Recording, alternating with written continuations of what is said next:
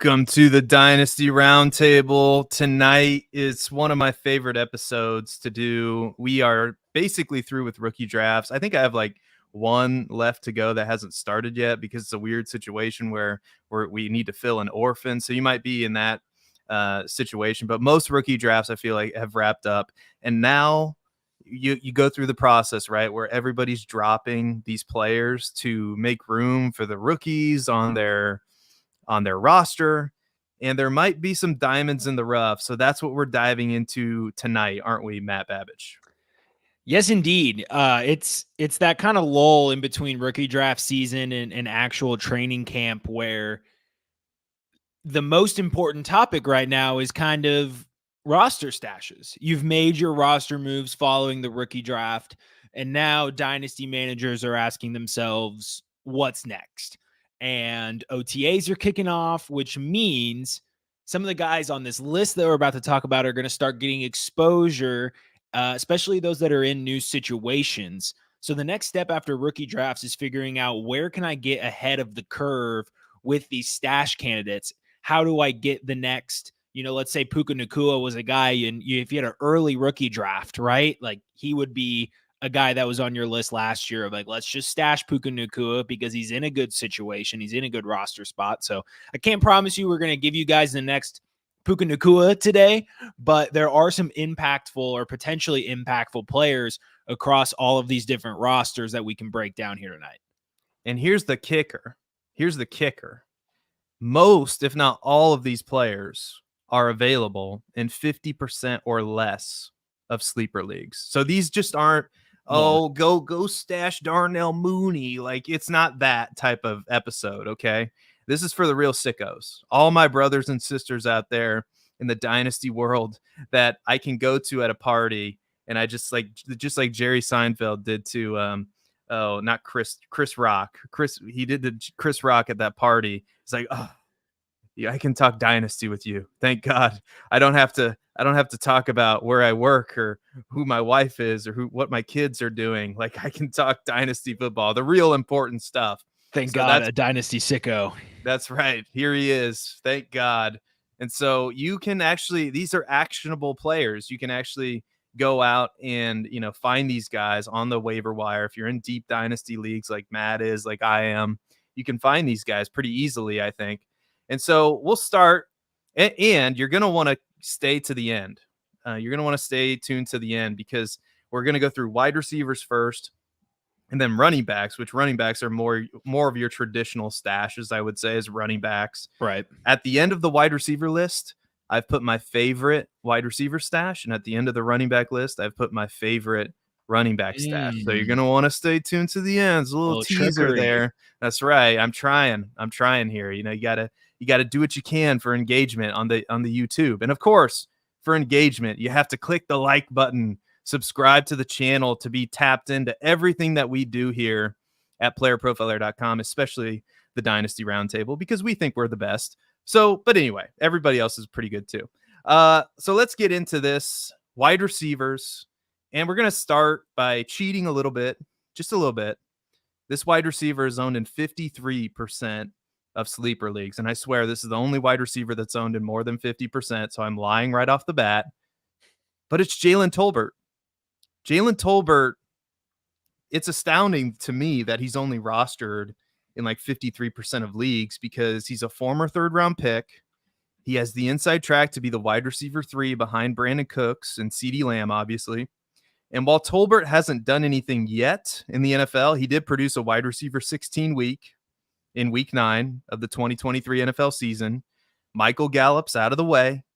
Tolbert is definitely first in line for those wide receiver 3 duties. And in an offense that ranked number 7 in team pass attempts with Dak Prescott, I'll take a shot on Jalen Tolbert. What do you think, Matt? Yeah. Transparently, like, I'm not in love with the idea of stashing Jalen Tolbert, but opportunity doth not care about who you are and what you've done in the past. If you're going to get on the field, like Matt Collins in Atlanta, like if you're simply just going to be on the field as a starter or in these packages, you're going to have a chance to perform. And if Jalen Tolbert ends up being the guy that catches your 40 receiving yards and a touchdown week 1 or week 2, he's going to be one of the hottest waiver wire pickups, because I know Brandon Cooks isn't necessarily old, but he's not young either. And although this isn't the type of thing we generally bet on en masse, but he is also potentially one head injury away from retirement, not just missing a lot of time. So you do have a aging wide receiver 2 who's had some pretty serious injury concerns in terms of his prior head injuries. So not only does he have the inside track to be the wide receiver 3, he also has some pretty feasible line of sight into being the wide receiver 2. And I think letting go of Michael Gallup and not addressing wide receiver really much at all throughout the rest of the offseason is a signal that they're willing to give Jalen Tolbert a little bit more run this year. The previous metrics aren't favorable, but if he's going to be playing, he's got to be a stash candidate. Yeah, and if you don't like this transitions, see, I set this up in such a way. If you don't like Jalen Tolbert, right? If you're like, I don't know about Jalen Tolbert, which I'm like, I would say, as I said before, he's got the inside track to be the wide receiver 3.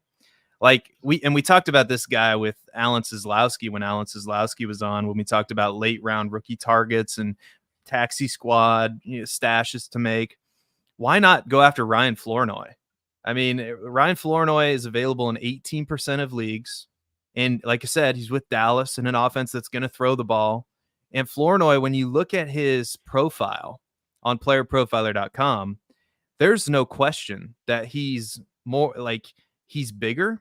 He's 6 feet tall, or 6 feet 1, 202 pounds, whereas Tolbert's 6'1", 194, so not much bigger, but he's faster. He ran a 4.44 40-yard dash, and the burst score is elite in the 93rd percentile. So just athletically, Flournoy's the better player, just athletically. Now, obviously, what they do on the field matters more than anything else. But if you look at this depth chart, who's right behind Jalen Tolbert? It's Ryan Flournoy. So if you missed out on Jalen Tolbert, if you're not the biggest Jalen Tolbert fan, the best way to hedge against Jalen Tolbert, in my opinion, is to go after Ryan Flournoy. And shout out to our guy, Jason Alwine, at JFootballAlwine on Twitter, because he called Ryan Flournoy way before any of us did. So shout out to him. But what say you, Matt? Yeah, Flournoy is my preferred stash out of the two, just because of the age and more unknown in his profile. We know that Jalen Tolbert has struggled for 2 years now to get on the field and produce. Ryan Flournoy now doesn't really have that detriment on him, but it's not like his prospect profile is incredible, right? But it's a small school guy. Started off at Central Missouri, went out to, I think it was like Iowa Wesleyan or something, and then finally made his way to, another FCS program in Southeast Missouri State. Go Red Hawks, by the way. My brother's an alumni, so that was seeing him kind of be touted is kind of cool.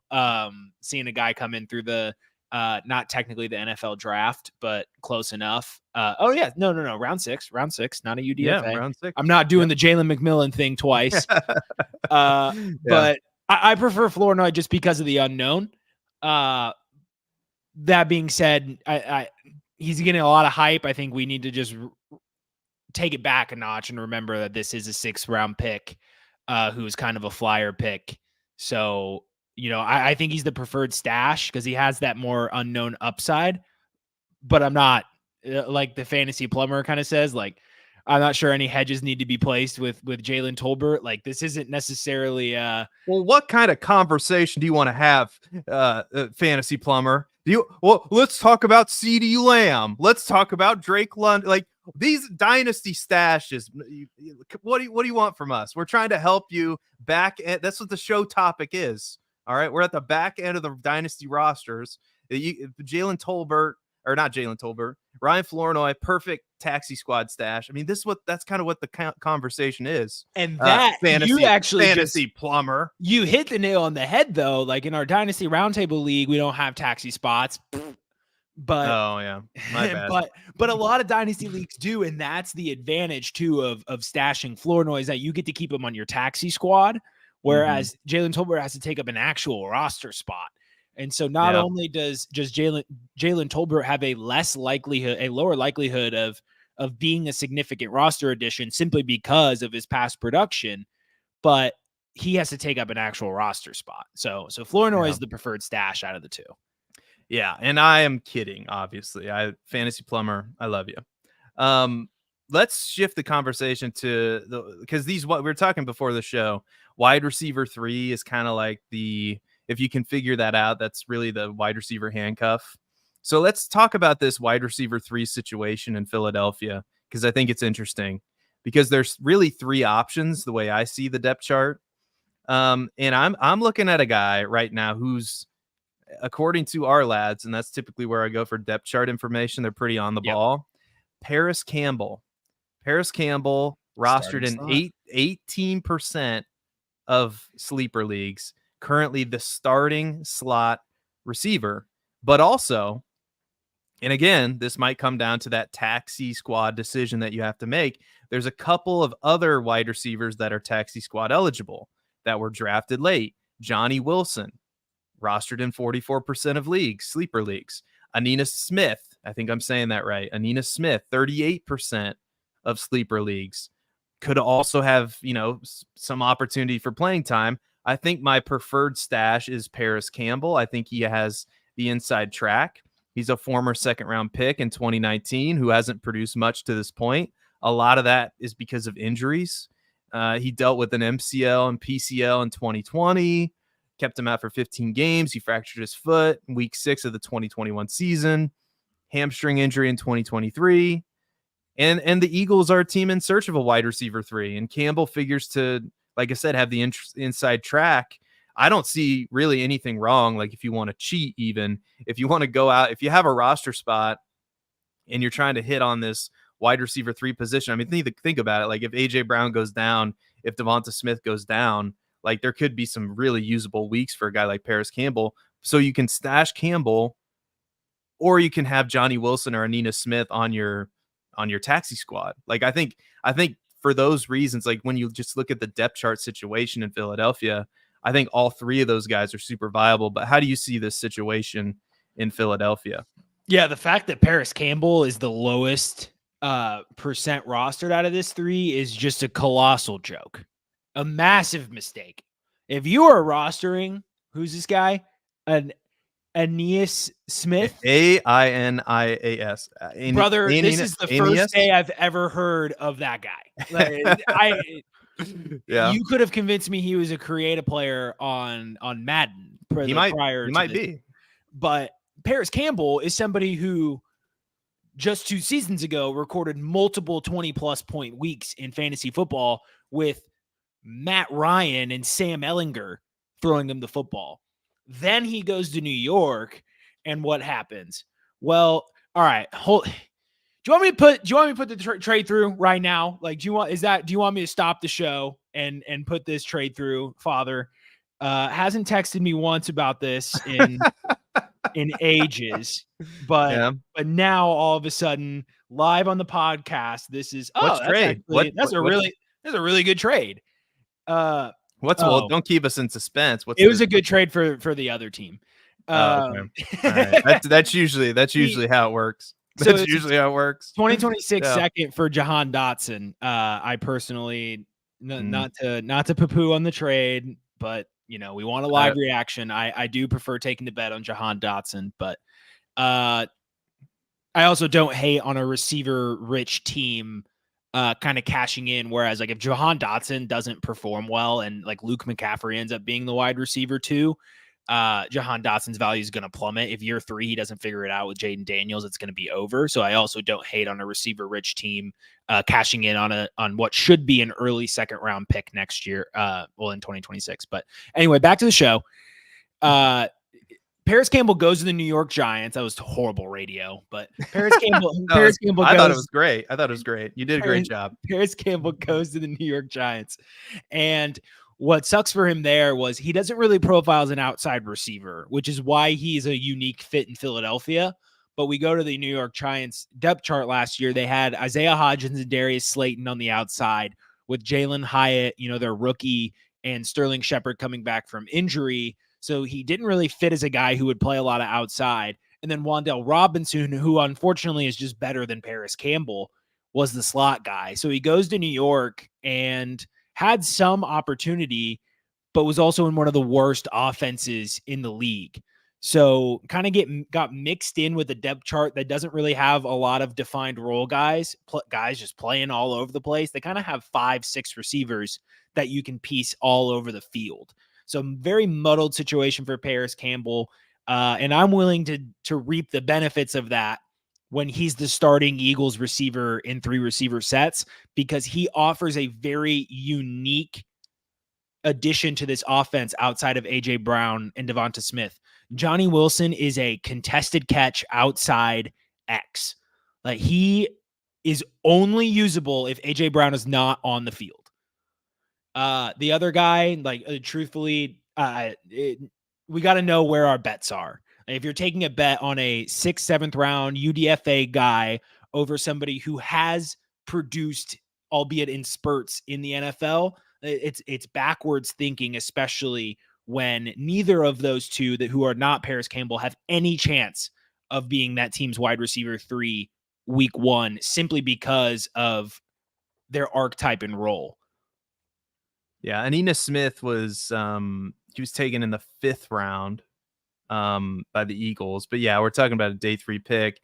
Really wasn't 5th, 6th, 7th round. It's all yeah. All the same. Yeah, he had in his he was like a 5th year player at Texas A&M, had almost 800 yards receiving in his final season, but that was by far his best season. He had a couple 500-yard receiving seasons in there. But anyway, I completely agree with you. I think Paris Campbell's the answer if you have the roster spot. It sounds pukey, and it's funny how many times people were burned by Paris Campbell, so I think there's the mentality for some people is, oh, I can't, Paris Campbell sucks, I can't have him on my dynasty team. Well, if you have the roster space, if Devonta Smith or AJ Brown is hurt, it could very well be Paris Campbell that steps up. And like you said, I had to pull this up because I didn't even know this. You're right. In 2022, he had 2 seasons with 2 weeks where he had over 20 points in fantasy football. So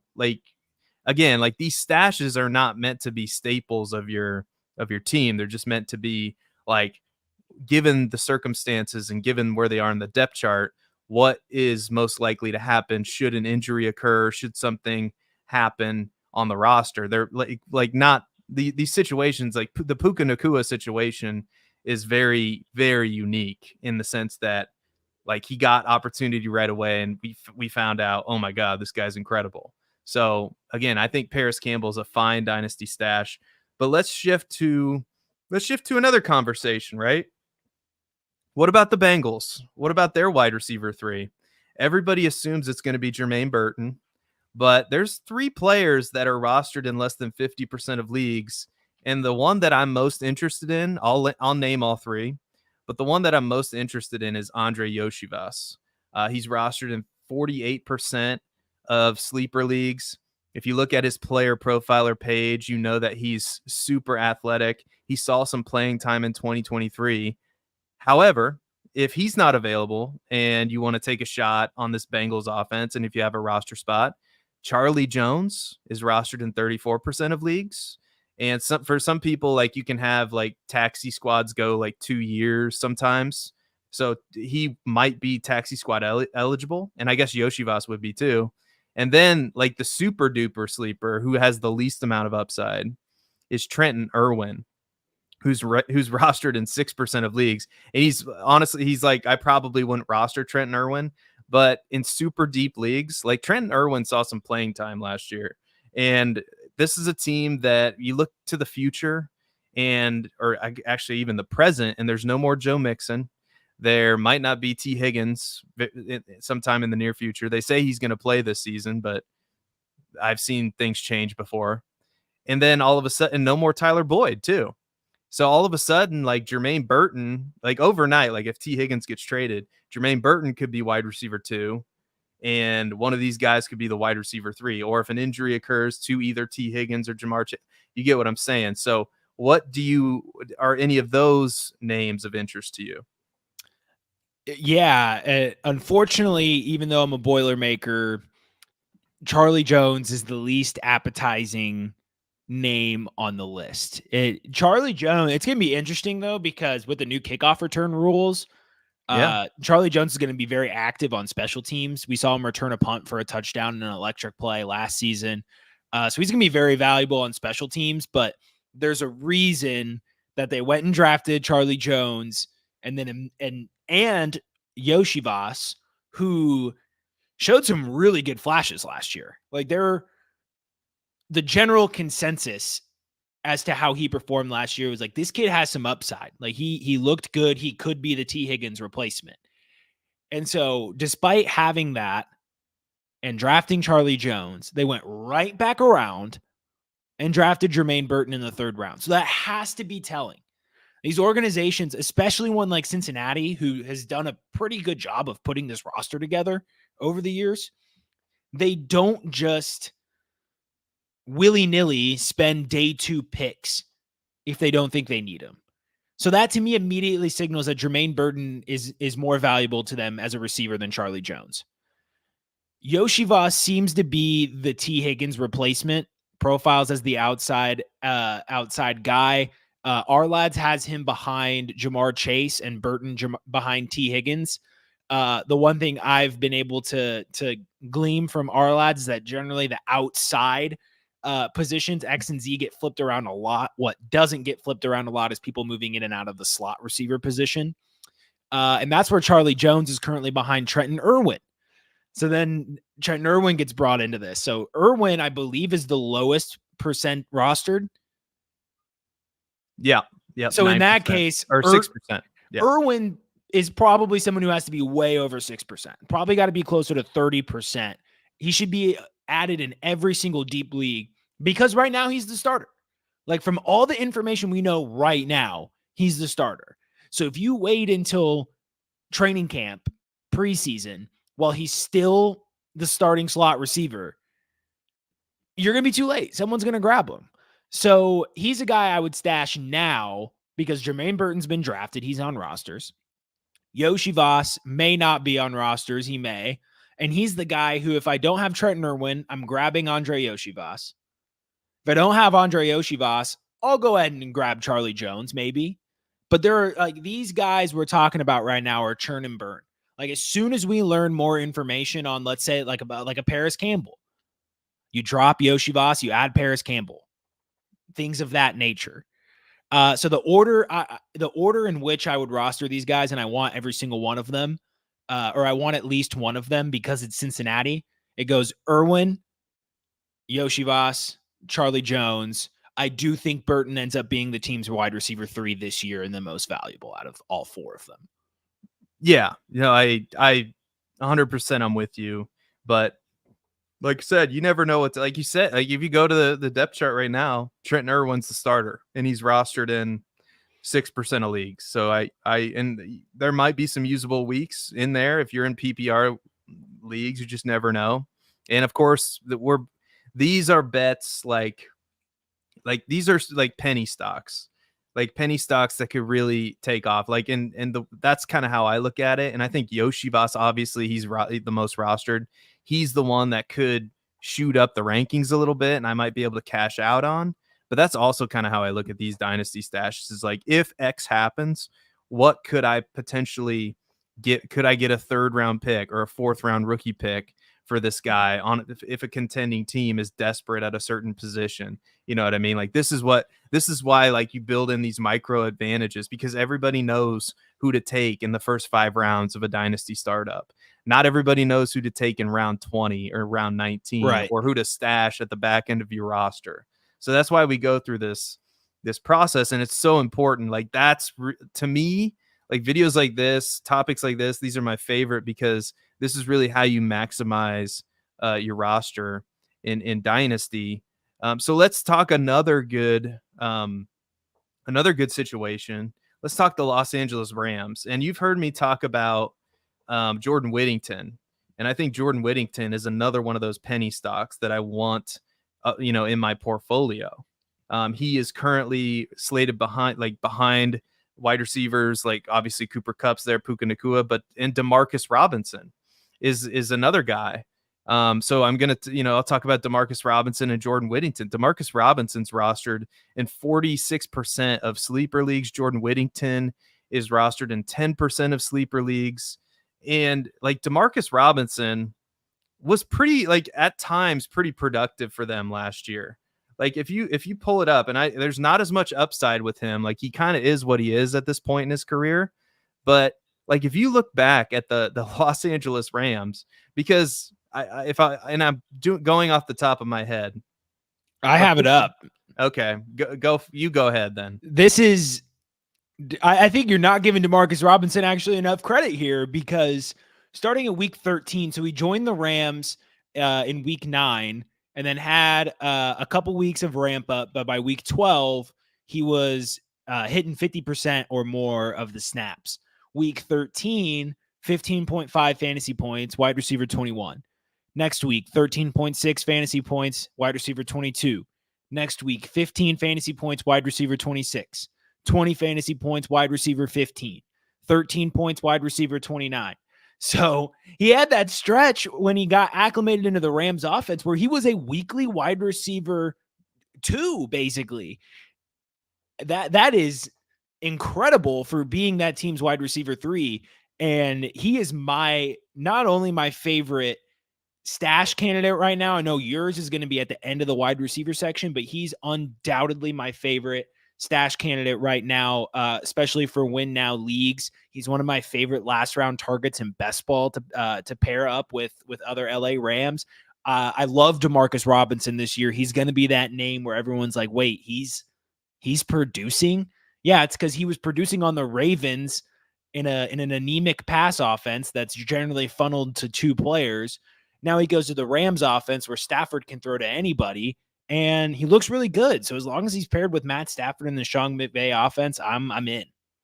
Yeah, everybody knows like Jordan Whittington, so I'm not going to talk about him. But if you're looking for a taxi stash, like I think Jordan Whittington too has some real potential, especially since only Tyler Johnson, Tutu Atwell, Demarcus Robinson is ahead of him, like for that wide receiver 3 role. So there's a world where he sees some playing time in year 1 in a really good offense. So those 2 guys should be on your radar for sure. Now I'm going to talk to you, and you might think I'm crazy. But I'm going to talk to you about a guy with maybe the best name in the entire NFL draft. And that's Bub Means. Means. That's right. Bub Means. And before everybody calls me crazy in the chat, he's rostered in 23% of sleeper leagues. He's selected in round 5 by the Saints.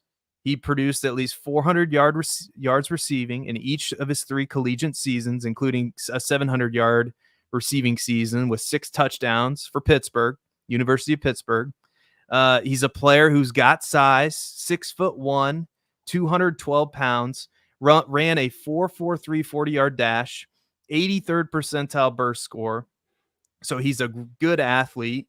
And then you look at the Saints depth chart.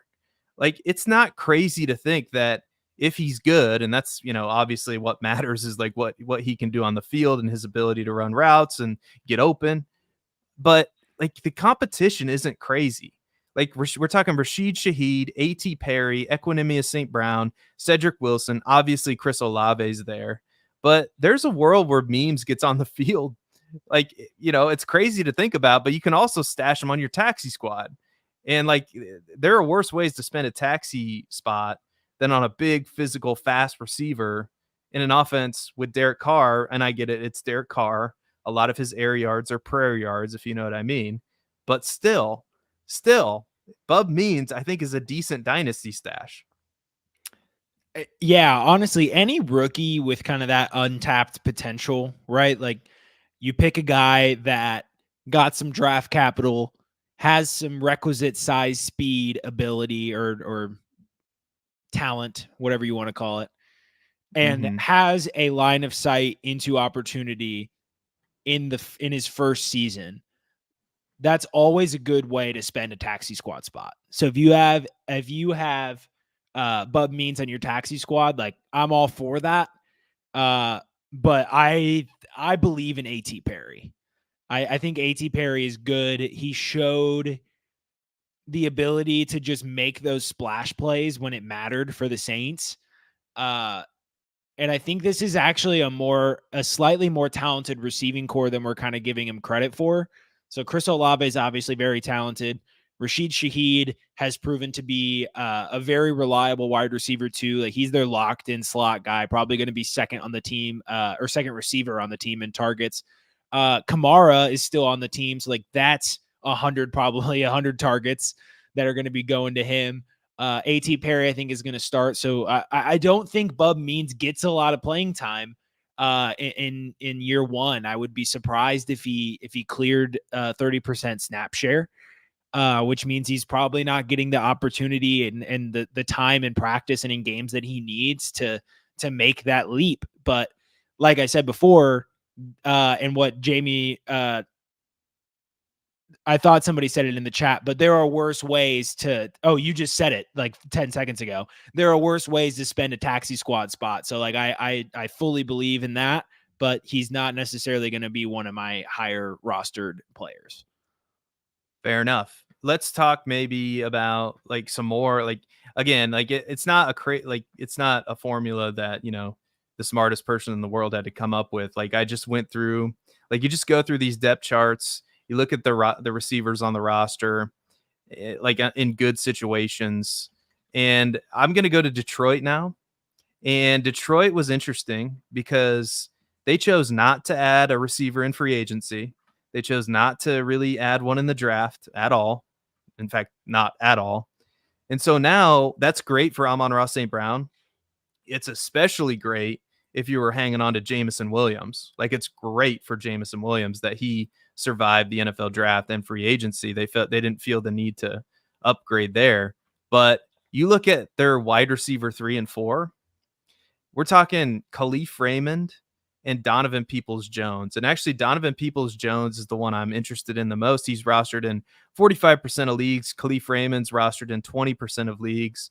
Donovan Peoples-Jones has a burst score that's like off the charts. It's in the 100th percentile at his size. I think he could be like, if Jameson Williams disappoints again, I think Peoples-Jones is the guy that could slot in that outside receiver role for the Lions. But what do you think of these? What do you think of this Lions wide receiver room? Because really the real answer might be go buy Jameson Williams because he's super cheap right now. Yeah, I mean, this is stashes, so Jameson Williams is kind of cheating. I think real quick, the biggest thing for Jameson Williams, not only did he survive the draft and free agency, he survived. The team opted to not bring back Josh Reynolds. They let him walk. Yeah, that's a good point. That's a good point. And that's the biggest thing is like, because Josh Reynolds was a reliable receiver for that team. If I can remember correctly, like one of the bigger producers in their game versus San Francisco. So he was a very important piece of that offense. They let him walk, but I do think this rostership is flipped once again. Khalif Raymond should be the higher rostered player because he has the familiarity with the offense. He has the connection with Jared Goff. I understand that being traded to a team mid-season, there's a lot of, catching up. You got to learn the playbook. The team is not necessarily going to be throwing you in a lot of drills because they need to have the starters get those reps. So it's going to take some time, but he didn't really do anything with his opportunity. And Khalif Raymond actually performed. Like he didn't get enough targets to really make a difference. And maybe that's why you don't roster Khalif Raymond, because he just hasn't had that opportunity level. But on the surface, I just looked this up. Like I'm seeing this for the first time. I think it's really impressive. 18th in formation adjusted yards per route run, 20th among receivers in just standard yards per route run, and 12th among receivers in route win rate. So that's pretty good. Also 8th in fantasy points per target. So the targets haven't been there, but the production has been there. The issue with that is generally a guy like that doesn't just magically produce at usable levels if the targets do come. It's generally a factor of a small opportunity share. That being said, we're comparing him to a guy that hasn't really had any sort of production history or any flashes of elite efficiency. And so that's why I prefer Khalif Raymond. If I can't get my hands on him, though, I'm definitely okay with getting some exposure with Donovan Peoples-Jones because, like you said, he has that profile. He was trapped in Cleveland. And now he gets a whole offseason to learn this playbook, get familiarized with Jared Goff. So I prefer Raymond. I think this should be flipped, but I think both are quality stash candidates in deep leagues. All right. We'll move on to another situation that I find oh so fascinating. And really, to be honest with you, and I don't want to give away all my like dynasty buys and sells because that's probably another episode tonight. But or not tonight, but you get what I'm saying. Later in the future. Yeah, we'll probably do another. God only knows. We'll probably do some more content later tonight. But the Steelers, you look at their depth chart, and I find this very fascinating. Their receiver situation. Because it really is the most ringing endorsement possible. Just like the Lions have like ringing endorsement for Amon-Ra St. Brown and Jameson Williams. Like the receiver that I don't think is getting enough hype or steam is George Pickens. Because look at what they did. They traded away Deontay Johnson. That's the first thing they did. Then they chose not to draft a wide receiver in rounds 1 or 2. They waited till round 3. And sure, Roman Wilson, I think, is a really good player, but like that's it. Like it's him, Roman Wilson, George Pickens, and then the two guys that I want to talk about, Van Jefferson, who's rostered in 28% of leagues. Van Jefferson is another one of these like height, size, speed combination specimen. Like he was a former second round pick. A lot of people at the time I remember thought he went a little bit too high and the Rams drafted him, overdrafted him. And so far, I suppose you can say that that's true. But in 2020, let's see, in 2021, he averaged almost 10 fantasy points a game and 89 targets. I mean, it's not the best, 800 receiving yards, 6 touchdowns, not the best season in the world, but it's something. And now he figures to be on the other side of George Pickens with Roman Wilson slotted to be in the slot. And that's the receiver room with an improved offensive line, with an improved quarterback situation in Russell Wilson and Justin Fields. Take your pick. Both of them are upgrades over Kenny Pickett. And I'll throw Quez Watkins in there too, because he's slotted behind Roman Wilson. So there's a chance that, Roman Wilson needs some time to acclimate to the NFL and Quez Watkins is getting some snaps. So what do you think about this whole deal and who's your preferred target? Yeah, my preferred target here is Van Jefferson. Quez Watkins had plenty of opportunity to break through in Philadelphia and couldn't do it. Van Jefferson has a 90 target season on his resume, was on pace to finish close to 90 targets again in 2022. He has a 6 touchdown season on his resume, wide receiver 41 finish. He got kind of bogged down with the Tutu Atwell drafting in Los Angeles. There just didn't end up he couldn't. I don't like Van Jefferson like much at all, Yeah. But he's a starting receiver. So to be at 28% rostership, where he's probably going to be lining up outside of George Pickens, unless that job ends up going to Roman Wilson. He's got to be at least on your radar. I don't think this offense is going to be good enough to sustain that many receivers. Pickens and Freiermuth are going to be, the 2 top targets that are non-backfield residents. You factor in the targets that are going to go to Jaylen Warren and Najee Harris, and those that are going to go to Roman Wilson when he's on the field. There's just not a lot left for Van Jefferson. It's not going to be a 40 pass attempt per game kind of team. So he should be on your radar because he's a starter. He has that path to opportunity. And like I said before, opportunity doesn't give a shit who you are or how good you are. If you're on the field getting targets, you're going to put up fantasy points. That's just generally how it goes. So he's on my radar, not on any of my teams. All right. And here we're going to wrap up the wide receiver section. Then we'll go to an informative segment break. And then we're going to have to hustle with these running backs, but we can do it. I have faith. We're through like 16 people already. So I know this is number 16 right here. And I'm going to talk about my favorite, absolute favorite stash at wide receiver. All right. You ready? You ready for it? I'm ready. I think we're all ready. I wish we had a drum roll, but there we go. Of course, it's Bo Melton. Of course. How could it not be? This is what I want to know. Yeah, sure. You're thinking, oh, Bo Melton. He's behind Christian Watson, Jaden Reed, Romeo Dubs, maybe even Dontavian Wicks. Yeah, sure. But all those people are rostered. And are we sure? Are we sure Christian Watson is good? Are we sure? I don't think we are. I don't think we are. Are we sure Romeo Dubs is good? I don't know. I think this is more of an ambiguous wide receiver situation than you think. And when I look at Bo Melton, look at him. Look at his profile. 5'11". Like, Bo Melton was selected like a year or two early. Like, he came out a year or two early. Like, because he's 5'11", 189 pounds. Also, he played for Rutgers. That's another problem. He didn't have the Alabama sticker on his helmet. 4'3", 440. He's like the new age wide receiver. He like profiles very similarly to like a Zay Flowers or somebody like that. Like, very similar body type. And I know the counting stats are not there. I know they're not, but I love the profile. And then you look at kind of how he was used down the stretch in weeks. And I want to pay special attention to week 17 and weeks 8, like leading into the playoffs or leading into, I guess it would be leading into the playoffs. Week 17 against Minnesota, 65.3% snap share.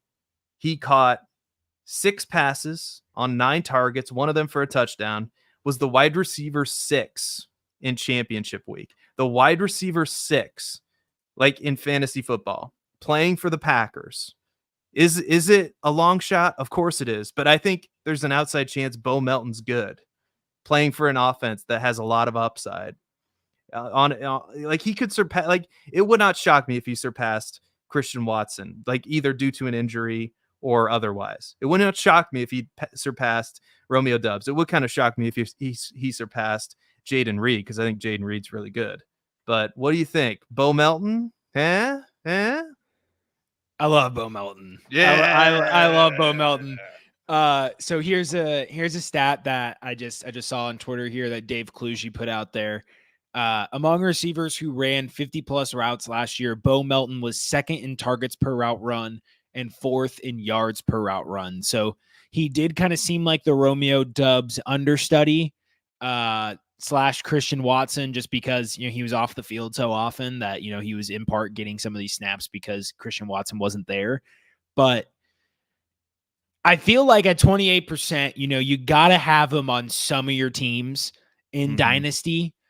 I just don't know if the bet's going to turn out the way you want it to, just because there's so many guys there that all seem to be, if not, like, they're pretty good at best, right? Like you said, we don't know if Romeo Dubs is very good. We know he's not bad. Like, we don't know if Dontavian Wicks is really good, but we know he's not bad. Even Christian Watson, like, even if he's the worst receiver in this core, that's still pretty good. Like, we're talking about a team starting Van Jefferson this year. So Bo Melton has quite the path to getting significant snaps. But I think just based on what he did as a rookie and his profile, which he was a late breakout Rutgers, but had the peripheral, like, college production that you want to see, has the burst score, has the speed. And so Bo Melton's one of my favorite rosters right now, just especially because if somehow he does, like, just slip through this depth chart and become a guy in Green Bay, like, he has the biggest upside out of almost anybody we've said in this list. And I think that's what matters. Like, Demarcus Robinson's my favorite because he offers win now teams a way to get a cheap asset that you can use in your championship run. But Bo Melton, just the pure asymmetric upside this guy has in this Green Bay offense, he could be nuclear. So he's just got to be a bet you're willing to take it's a stash. If he doesn't pan out, you just drop him. Yeah, that might be the best dynasty stash out there right now. I'm not gonna lie. Like it's so like it is the how I like to use my roster spots. Cause like, I don't want any roster cloggers, right? I don't want like some of the like Bo Melton is not a roster clogger. You're gonna know like if Bo Melton's good after this, like probably within the first 6, 7, 8 weeks of the NFL season, and then you can like drop them or keep them or whatever. But we on the other side of this break, click the like button, subscribe to the channel, by the way, for more content from us. But on the other side of this message from the FFPC, we are going to give you, I think, 13 running back stashes, and we're going to try to do it in 13 minutes. We'll see if we can do it. You got to stick with us to find out. So don't go anywhere. Hey, why do we partner with the FFPC? Because they have the widest variety of fantasy football formats, and it's the easiest place to find all types of fantasy football contests in the world. What if you want to play for high stakes? Well, they have a $6 million prize pool with their Fantasy Players Championship. They also have way too early best ball leagues that start in February and dynasty leagues. They have the closest thing to a liquid market for orphans that there is in all of Dynasty. And the FFPC has sponsored us for half a decade because we are actually delivering information that can help fantasy gamers, and they're generating so much interest and bringing in so many new users, casual users even. The FFPC creates a unique experience where you can both compete against the best and make money. Use promo code UNDERWORLD to get $25 off your first team. $25 off your first team at the FFPC with promo code UNDERWORLD. Go get it! All right, promo code UNDERWORLD. Go get $25 off at the FFPC.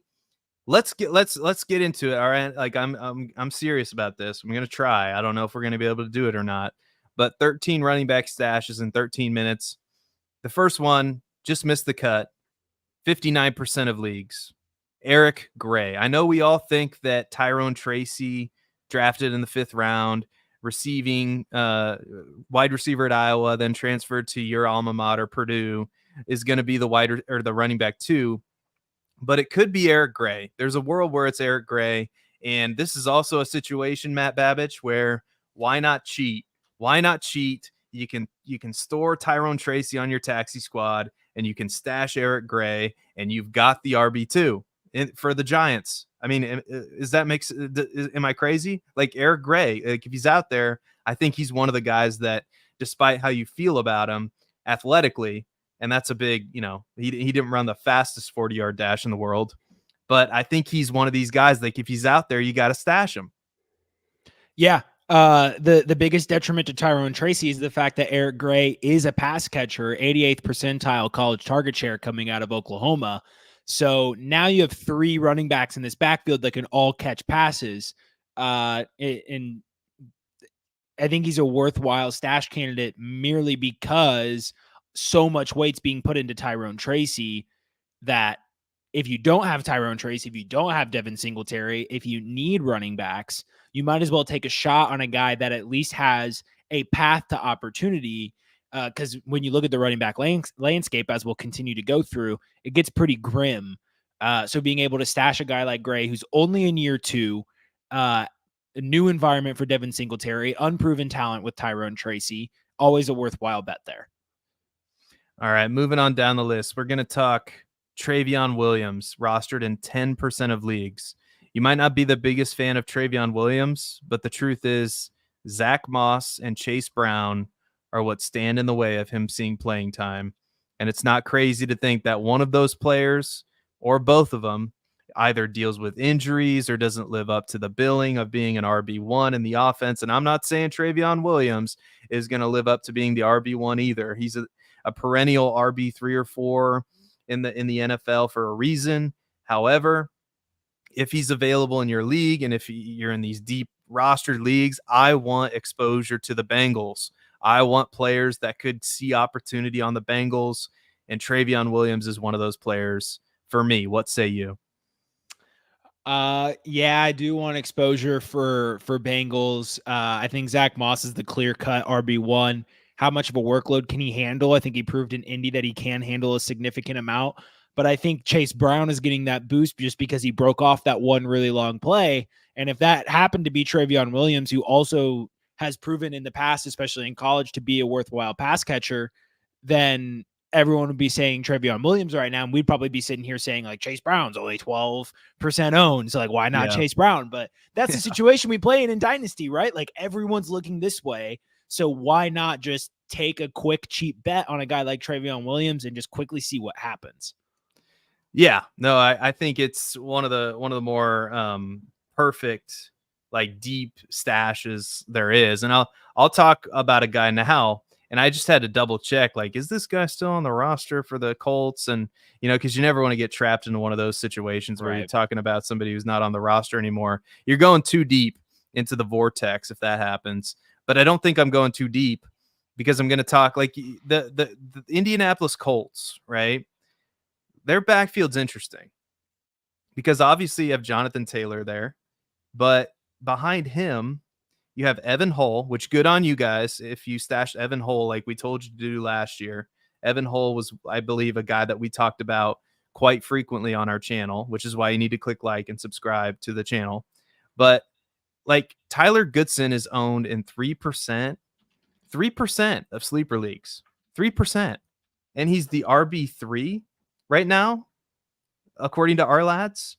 Trey Sermon is there too, but Trey Sermon doesn't nearly have the upside of a Tyler Goodson. We kind of know what Trey Sermon is, but Tyler Goodson kind of under, like, if you look hard enough, he's the mold of like one of these undersized running backs in the NFL. 5'9", 197 pounds, runs a 4.42 40. He's only 23 years old, just kind of needs an opportunity to break through, right? Like, I know people are going to accuse me of having my black and gold goggles on because he's from Iowa, but I don't know. The agility score is elite too, 96th percentile. We're talking about a good athlete who, when he got chances last year, he only got 13 rushes. He played in 6 games, but he averaged 6.7 yards per carry. Like, Chris Ballard's not dumb. Like, the reason they didn't really attack running back in the offseason, in the draft, to, this RB2 situation, is because they felt good about Evan Hull, but they also felt good about Tyler Goodson, I think. So what do you think? Yeah, I mean, you couldn't pay me to roster Trey Sermon. Like, you could legitimately, you could say, Matt, I will pay your entry fee for the next 3 seasons, but you have to keep Trey Sermon rostered for this entire season. I don't think I could do it. Like, I don't think I could. I don't think I could go through with it. Which is why I'm okay with taking a shot on Tyler Goodson, because he has less of a reason for me to believe that he stinks. He has a solid prospect profile, 87th percentile college target share, solid burst and speed scores. And he's currently listed as the RB3. So I'm all aboard taking a shot on Goodson in sicko deep leagues. Keep me as far away from Trey Sermon as I possibly can be. Fair enough. I Goodson really intrigues me, especially in deeper leagues, but that could me just being the romantic of the profile, right. I don't know what the term is for that, but have googly eyes for the athleticism. So, but let's move on down the list. So I think, like, we're going to talk another one of these situations that I think is interesting is the New York Jets, because they don't really have much behind Breece Hall. And so I just go for the one that's owned in the least amount of leagues. Like, everybody, like Israel Benekanda is on people's rosters. Braylon Allen's the sexy name who they took in round 4, right? But what about Isaiah Davis? What about him? He's owned in 32% of sleeper leagues, taken in the 5th round. I get it. There's some people in his way, but he was a super producer at South Dakota State, back-to-back seasons, 1,478 rushing yards, 15 touchdowns in 2022, 1,578 rushing yards and 12 touchdowns in 2023. Isaiah Davis, you interested? Yeah. So first of all, how bad does Israel Abanikanda have to be? 1 year with the team, and they're like, you know what we need to do? We need to draft Braylon Allen and Isaiah Davis. Yeah. He's probably done, unfortunately. And you know who really likes Isaiah Davis is Alex Dunlap, a friend of Player Profiler and mainly of Roster Watch. One of the better scouts that I interact with. Like he and Cody Carpentier just always seem to be so knowledgeable about these diamond in the rough guys, and more often than not, the guys that they say watch out for, these guys are talented. They end up at least becoming relevant at some point in their career to where people are talking about them like we are now. Isaiah Davis, Dunlap said, second best hands in this running back class besides Dylan Lobby, almost made the all Senior Bowl roster. He ran a 4.57 40 at 6 foot, 218 pounds. Very, very, very efficient runner at South Dakota State. Two-time champion. There's back-to-back FCS champions, but I could not get myself to take any shares of Braylon Allen this offseason besides one best ball league where I kind of wanted that touchdown upside if goal line snaps were to be taken away from Breece Hall or any injury there. But Isaiah Davis is really the guy in standard leagues that I'm trying to roster in this backfield because I think he's going to end up being the running back 2 by midseason. Ooh, yeah. All right. There you go. There you go, everybody. We're going to have to hustle. I'm going to try to speed this up. But Kenny McIntosh is the next name on the list, 27% owned. And his athletic profile leaves something to be desired, but he is behind Kenneth Walker and Zach Charbonnet. And McIntosh was involved quite a bit in the passing game at Georgia, especially in his last year. And if one of those two guys goes down, whether it be Charbonnet or Walker, you would think McIntosh is next in line. Are you interested in McIntosh as a stash? Yes and no. I think this new Seattle Seahawks offense is going to be more pass heavy, and I just don't think Kenny McIntosh is that good. So I think he's going to need 2 injuries. He's going to have to be the guy to be relevant. That being said, any RB2 in fantasy, regardless of whether you're performing well or not, is probably rostered midseason. So like if he does have that path to being the team's RB2, then he's worth being on the radar. But since there are other guys that I think have the opportunity to be a team's RB2 or get some touches without injury, he's kind of low on my list. Gotcha. We've talked about this guy before, but I just want to say his name again because this Broncos backfield's very ambiguous. Yes, that is the right word. I was going to paint a picture of like a bunch of junk on the lawn, like some of those, like, I don't want to say the wrong word here, but the type of yard I'm talking about where there's just a bunch of stuff in the yard. I feel like that's the Broncos backfield. Because like you look at the depth chart and obviously you have Javonte Williams, right? Which I like at the end of the day, it might I don't know. It might not even matter because Javonte Williams just might be the best player. Like I think he is because you're talking about Samaje Perine, Audric Estime, Jaleel McLaughlin, Tyler Beatty, and then the guy we're about to talk about in Blake Watson, who I get it's a long shot and he's down my list of stashes a little bit. Like I'd probably prefer Isaiah Davis. I'd probably prefer, maybe even Tyler Goodson or Travion Williams. But Blake Watson was good at Memphis, and he was a pass catching running back. And for instance, in his final college season, he caught 53 passes, 480 receiving yards, and rushed for 1,152 yards. And he scored 17 touchdowns at Memphis. It's not like a throwaway school. Like Memphis is like Antonio Gibson is from Memphis. And there's another guy I can't think of either. But still, like Blake Watson is an impressive prospect if you look at it. Yeah, his prospect profile is very intriguing. It's the fact that you named like 6 guys. And like Samaje Perine, Javonte Williams, and Jaleel McLaughlin were all effective in spurts.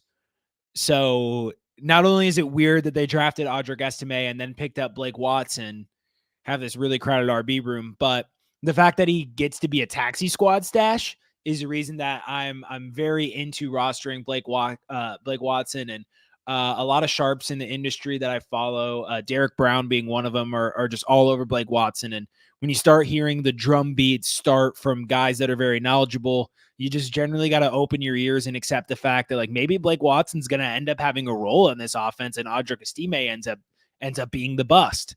So it's all about, like you kind of say here in your write up here, it's all about taking calculated bets, and for a cheap taxi squad stash, I think that's an all day bet you want to make, especially with how ambiguous the backfield is. Could end up being the RB2. Yeah, no, and also I think this goes without saying sometimes. Also playing with a coach who's not afraid to, cut a quarterback who's going to be an $80-some million cap hit. Oh yeah. No, just cut him, like get rid of him. I'm going to play the best players, and there's a real chance that Blake Watson's the best running back in that room. Sorry, Javonte Williams, but this is the guy that's going to help us win. I don't care where you were drafted. That's very much old school mentality, the Sean Payton way of doing things. So I think he's actually, like, it looks crowded. It looks like there's a bunch of junk on that lawn, but really Blake Watson could be like the diamond in the rough there. I like him as a dynasty stash. Right. Why do they have 6 running backs on their roster, right? He does it. When has Sean Payton been anything other than intentional? Yeah. Oh yeah. So, I mean, he's clearly sitting here saying, like, we don't really like who our running backs are. So, like, let's get this smorgasbord of running backs together and see who rises to the top. So, like, I think they're all going to get an equal opportunity. And because of that, you don't necessarily have to have any injuries for him to be relevant. So I think that's a slam dunk. Blake Watson, 28%, ladies and gentlemen. Go get him. We're going to talk a bigger, more physical running back next. And everybody thinks Tony Pollard, Tajay Spears in Tennessee, but Hassan Haskins, 14% rostered. If anything were to happen to one of those two running backs, Haskins would likely be the next man up. And I could see him being really annoying too. Like, Tony Pollard's not the biggest running back. I mean, Spears is bigger, but Haskins could be sneaky near the goal line too with his size. So what do you think? Hassan Haskins worth a stash? Yeah, absolutely. Why not? I mean, you have two fragile, satellite plus backs in this backfield. The Titans should get a lot more red zone trips this year than they had last year, adding Calvin Ridley and Tyler Boyd to that receiving core. DeAndre Hopkins is a great teammate, but I can assure you everyone is sleeping on Treylon Burks, including the Tennessee Titans front office and coaching staff. But this team's going to have more sustained drives, more red zone appearances. We saw Tony Pollard struggle with those between the tackles carries. Tajay Spears literally has one ACL. So who amongst us would be surprised if all of a sudden Hassan Haskins is getting this like maybe Mike Tolbert-esque role where 10-yard line comes in, Hassan Haskins, the vulture's coming in because you can be more predictable when you're on the 10-yard line, right? Like the running backs aren't generally as involved in that area. It's generally more of a run heavy area of the field. So why not just put your big bruiser in? And just because he has that unique ability to bring to the table, he's going to have some opportunity that is not contingent on the health of Pollard and Spears. And I think that's important. And 14%, I mean, come on. 14%. All right, let's shift to the Rams backfield. Everybody thinks it's going to be Blake Corum, right?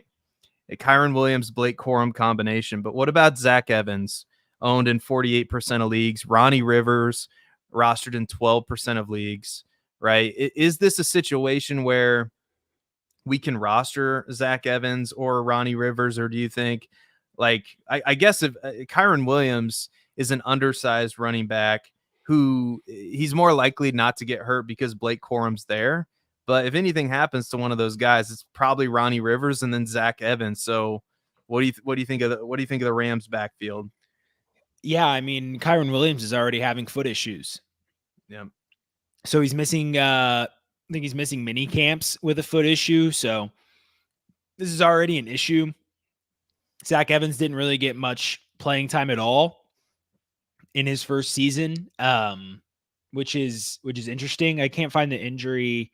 I know he only played 10 games. To be honest, I'm at the moment I'm not sure. So he didn't come in until week 5.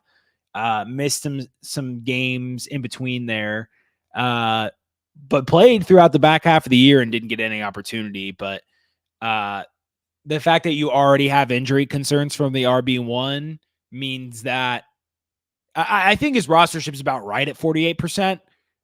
He's definitely on my radar, especially with the Kyren Williams injury news. All right, we have 3 more running backs to go. Click subscribe. Here we go. We're down the home stretch, ladies and gentlemen. We're rounding the turn. Ty Johnson. That's right. Ty Johnson, 11% of sleeper leagues he's owned. Sure, the Buffalo Bills drafted Ray Davis in round 4, but they also brought in Ty Johnson, who might just earn himself the RB2 job. Johnson has played 5 NFL seasons, saw career high in receptions in 2021. He has a year where he had 34 receptions, and he's definitely going to get an opportunity to compete for that RB2 job. And he has the size and athleticism, like 5'11", 210 pounds, 4.45, 40-yard dash, above average burst. What do you think? Like Ty Johnson in Buffalo, I'm kind of intrigued by this. Yeah, I'm not really rostering Ty Johnson. All right. Hasn't really proven anything yet. They go out and sign or draft Ray Davis, bring in Frank Gore Jr. as an undrafted free agent. And I honestly think, even though the ADP doesn't necessarily suggest that this is true, I feel like James Cook's almost getting like some hate now. Like, didn't really have any injury problems, like had a couple of fumbles that were overblown. I think the Joe Brady hiring kind of really shifted things, where he started getting really involved in the offense. I think the only detriment to him is that he's not necessarily a prototypical goal line back. So I'm not really interested in Ty Johnson. And yeah, I think it's about as simple as that. Like, I just don't really have a lot of interest there. I get the thesis behind it, but not for me. Fair enough. What about Kevin Harris? Kevin Harris is owned in 12% of leagues. Again, these are deep dynasty stashes. These are guys you can actually go out and pick up, right? We're not going to... Darnell Mooney is not a dynasty stash. I'm sorry. Anybody who Exactly, thinks he is. Yeah. So Kevin Harris, owned in 12% of leagues, like I said. Ramondre Stevenson and Antonio Gibson are the 2 running backs that are ahead of him. And as much as I like Antonio Gibson, like, there's a chance Kevin Harris, I mean, he's just 23 years old. He's got size, 5'10", 221, burst score, 80 in the 89th percentile. His 40-yard dash, his speed leaves something to be desired, but he's a bigger running back, and you never know what a good coaching staff. Oh my God, what a Freudian slip for me to say Gerard Mayo. A good coaching staff replacing the bad Bill Belichick. What a new coaching staff will think about, their running backs. So it could he usurp Ramondre Stevenson? It's probably not likely, but 12% of leagues, Matt Babich. Kevin Harris, I think he's a good dynasty stash. What say you? Absolutely, I think he's a good dynasty stash. I think health being equivalent across all 3 of them, i.e. none of them have any injuries, Kevin Harris is not taking over anybody in this backfield. I regret to inform you that Antonio Gibson was one of the best running backs in terms of forced tackles missed per touch last year. Still an effective receiver. I actually love his value in ADP right now as a New England Patriot, given what we just saw Zeke do in this offense. But Kevin Harris, fun little stat here, 33% of his games have resulted in 8+ fantasy points and an RB35 or better finish. That's kind of crazy, actually. Like, I didn't know about that until I looked at his numbers right here. He's only played 9 games, a lot of healthy scratches, but when he's been active, he really hasn't been bad. He had a 70-yard game on 4 touches in 2023 against Buffalo. He's had, a few touchdowns in spurts. I completely see having him be a stash, and I think the only reason he's only a 12% rostered player right now is just because he's on the Patriots. A lot of people think they're gonna stink. Over 4.5 wins for the New England Patriots is my bet of the century. It's the bet of my lifetime. Ooh, you hear that, everybody? The bet of the century. There you go. Lock of the year, century, Lock of the millennium. year. Patriots over 4.5 wins. But Kevin Harris is going to be a part of this offense if one of these two backs goes down. So at 12% on a team that utilizes its running backs in all phases of the game, I'm on board with rostering Kevin Harris. All right. This is New England with Zamir White. I actually kind of like that. That comp a little bit. Fantasy Plumber. We got him back. We got him back with that one. He's back on our side. Fantasy Plumber. Well, he never left our side. Let's be honest. Fantasy Plumber's the man. All right. The moment you've all been waiting for. The second moment you've all been waiting for. My absolute best stash in Dynasty right now at the running back position is no drum roll. Nothing. I don't get a drum roll. Can you hear me? All right.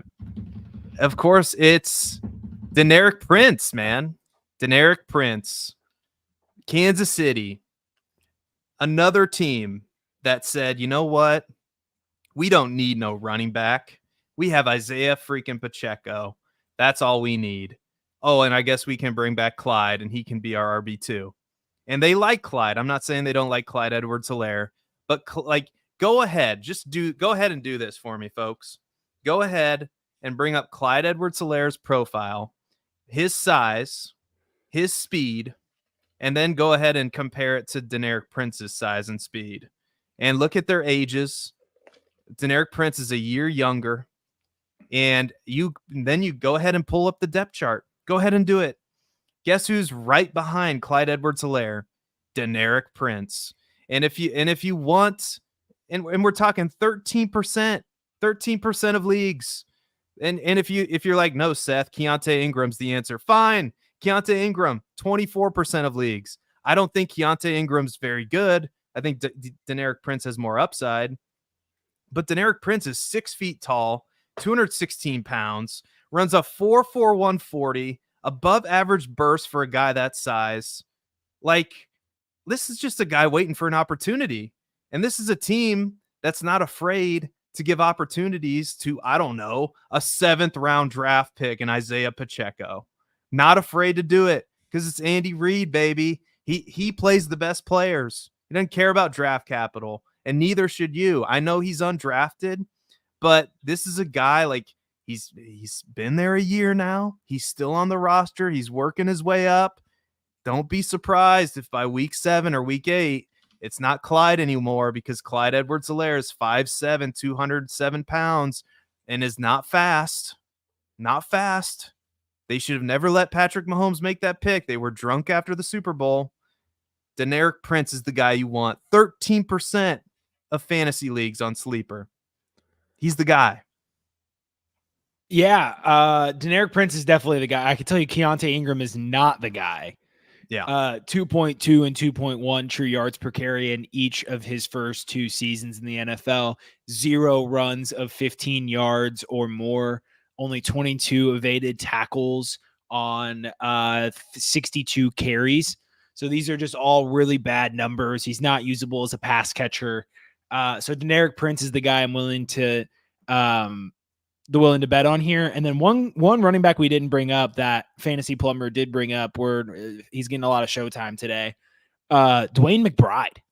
Oh yeah. I think DeWayne McBride's a worthwhile stash as well, because this Vikings backfield is pretty open. Ty Chandler, who is somebody I'm willing to buy on the cheap with Aaron Jones, isn't necessarily a locked and loaded guy you got to be afraid of, guy you can't usurp without an injury.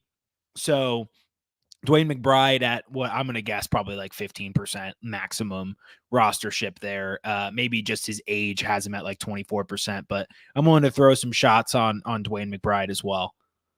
Yeah, no, I'm right there with you. I was going to look up the ownership percentage. If somebody would drop that in the chat. You got it? All right. It is 35. That's 35 that's still larger than I would've thought. qualifies. Still qualifies. Still qualifies on our, our benchmark under 50%.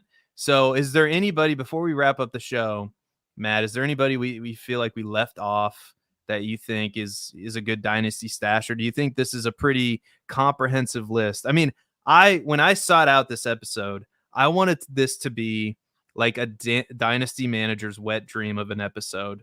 Like, just who's the sneaky guy this year? Who are all the guys like that is just gonna scratch the right part of my brain? And you got everybody out there had their mind in the gutter. They thought I was gonna say something else, but you get the picture. That was a terrible joke. Terrible.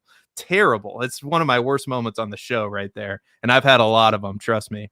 But that's what I wanted this to be, and I hope it was. And if it was, you should click the like button. But Matt, was there anybody that stands out to you that you go, or was this a pretty comprehensive list? Yeah, I'm trying to quite honestly, like, I think Cedric, we already kind of highlighted the Saints receiver room. Like, I think Cedric Wilson is a guy who we're not going to be shocked where it's like, oh, Cedric Wilson just had a 6-target game. The thing is, he's going to be playing the slot behind Rashid Shaheed, who I think is really good. He's going to be tough. I agree. What's the rostership here on Parker Washington's at 51%. I know there's a crowded receiver room in Jacksonville, but he had a few boom weeks last year. I should correct myself. He had one boom week, but he had 6 targets, 6 receptions, 61 receiving yards, and a touchdown. Followed it up with a touchdown the next week in his rookie season. Not a bad start. He's got Gabe Davis and Brian Thomas Jr., but in sicko deep leagues, I think he's a guy who I'm willing to throw a little bit of a flyer on. I think for the most part, this was a really comprehensive list. I started adding guys at the bottom of the list and went up. I was like, oh, Donovan Peoples-Jones is there. Khalif Raymond's there. Trent Irwin's there. So all these guys I was like thinking of throughout the day and in like the hours leading up to the show, like we're already on here. So I'd be hard pressed for someone to come up with. Actually, now that I scroll through, like, what do you think about like a Hunter Renfrow? Somebody who isn't signed yet, but only 33% rostered, could find his way. Like, what happens if the Steelers sign Hunter Renfrow, for example? Like, that would be bad. Is he going to climb up to like 60 or 50% rostership if all of a sudden like he might be starting for the Steelers? That would be bad for Roman Wilson. I think that would be really bad for Roman Wilson if they decide like midway through training camp that they need to bring in Hunter Renfrow. That's like be really bad. That's really terrible. Bad. That's a terrible sign. That's like, ooh, we thought this guy would be better. Ugh. Like, you know what I mean? Like, because that's the role that Hunter Renfrow would play in that offense, is that slot.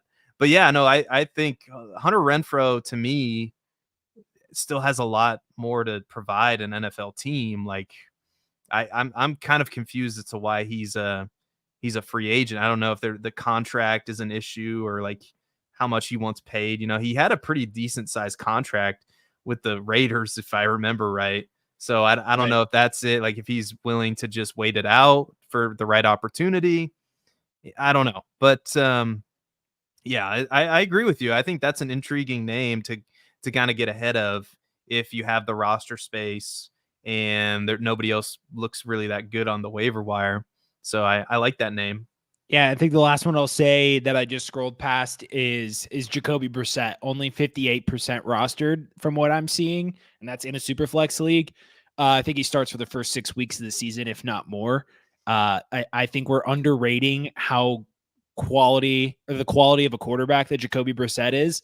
This is a quarterback who kept the Browns afloat so much so that people were like, do they even start Deshaun Watson when he returns? Is Jacoby Brissett just going to be the guy that finishes out this season?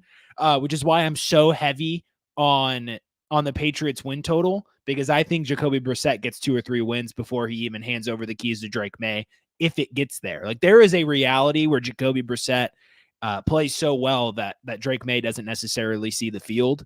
So I think taking that shot in a super flex league, guy that's probably going to start the season, maybe play more than half of the season, that's a bet you want to take. It's a free starting quarterback in Superflex. Like, you can't get better than that.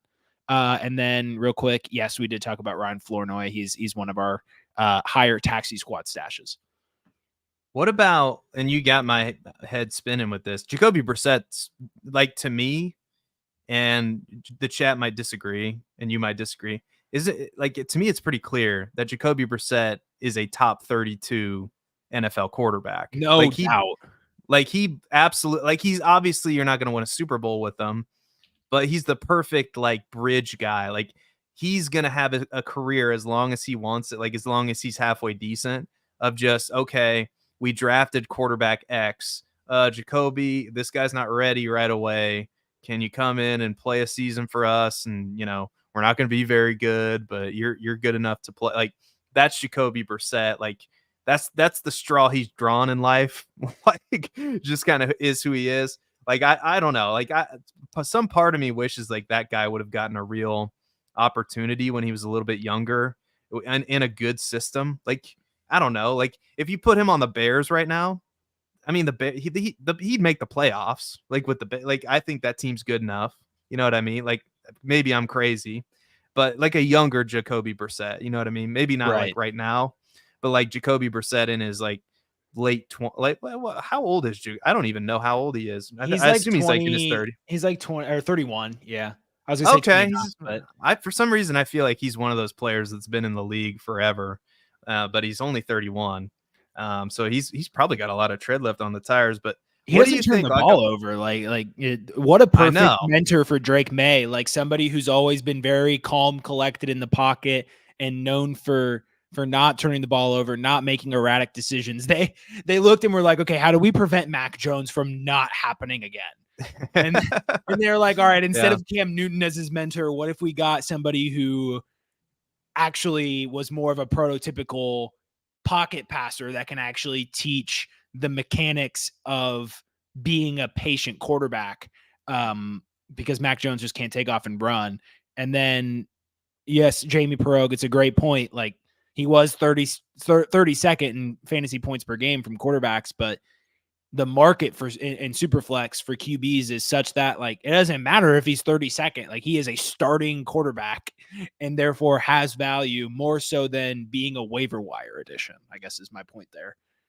Yeah. What about, like, you bring up Mac Jones, and I swear we'll end the show at some point, but Mac Jones, like was in one of the worst situations ever. Mm-hmm. Like, he had Matt Patricia calling plays. Like, in his rookie year, like, he showed a lot of promise. Like, he threw 22 touchdowns. Like, I know he's with Jacksonville now, and obviously he's not going to start over Trevor Lawrence, but he's another guy, like, owned in 56% of leagues. I think there's, without a question, he's a top 32 quarterback in this league that some team could convince themselves, like, if an injury happens, oh, let's go get Mac Jones for like a 4th round pick or a 5th round pick in 2025. Like, I think that world absolutely exists. So I'll throw Mac Jones. If somebody's dropping Mac Jones because they got to make room for some of these rookies on their roster, like, I'd stash a little Mac Jones, just, especially, well, only in Superflex, just because who knows? Like, you never know. Yeah, if I'm in a league too where I have like a Trevor Lawrence, Brian Thomas Jr., or like Trevor Lawrence, Christian Kirk stack, and I have the roster space to stash Jones, and again, Superflex, I'm absolutely doing that, just because, like, Mac Jones could very well come in and produce 75% of the production that Trevor Lawrence was putting up, and in a Superflex league, like, having that at your disposal is pretty valuable. So, and Trevor Lawrence showed some, susceptibility to injury last year, taking all these hits. They didn't necessarily do a lot to take that away. I mean, you have Brian Thomas Jr., who's an unknown, Gabe Davis, who's a go route merchant, not necessarily the type of guy that a quarterback who doesn't have a lot of time to throw is going to gel with. So yeah, I mean, Mac Jones is, any QB2 really in Superflex is worth looking at. Yeah, no, definitely. We'll end it there. Is there anything you want to plug? Anything you want to say before we wrap up here? Yeah, catch me on Player Profiler today, Saturday evenings on the Player Profiler News YouTube channel, and the Profiler _ NFL Twitter. Saturday evenings. The entire news desk team does such a great job. Player Profiler Today is live on those channels 7 days a week. Our combined writer series, our article series for the upcoming season is now live. It's in motion. Our first article dropped either yesterday or today. Our favorite rookie landing spots. So you throughout the season now can find the opinions of Seth, myself, Jason Allwine, Matty Kiwoom, and Theo Greminger all in one article. And then finally, outside of that, like expect me to be hitting, articles more often. That's usually, redraft season is when I start to increase my writing workload. So be on the lookout for more announcements there as I start writing again this season.